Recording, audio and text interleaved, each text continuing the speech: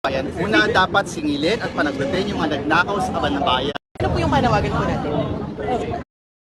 Sa mga press statement, kinakailangan may makulong na big fish. Pangalawa, sa lalong madaling panahon, inaasahan natin na dapat panindigan din ng gobyerno na kanilang i-certify as urgent ang ating anti-political dynasty bill. Alam naman natin itong korupsyon, mahigpit ang pagkatali sa usapin ng mga dynasty sa Pilipinas. Kung dito gagawin ng administrasyon, lahat ng ginagawa nila, pang press release at papapogi lamang. So without that, we will not take this administration's effort seriously.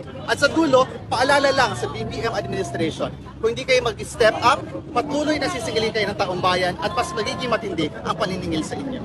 Sa ating po mga kababayan, mag-ingat po tayo doon sa mga gustong mag-hijack ng ating galit ngayon. Kasi hindi lamang kaban ng bayan ang ninanakaw. Mukhang gusto rin nakawin yung ating laban. Mag-ingat po tayo sa mga gusto na sila'y mapabilis ang pag-akyat sa pwesto o kaya naman ay gamitin yung galit natin para sa nalang sariling interes. Mag-ingat po tayo sa mga pwersang iyan. Tayo po ay pinapanagot natin parehong pwersa ng kadiliman at kasamaan. At dapat po walang magtagumpay sa kadiliman at kasamaan na yan.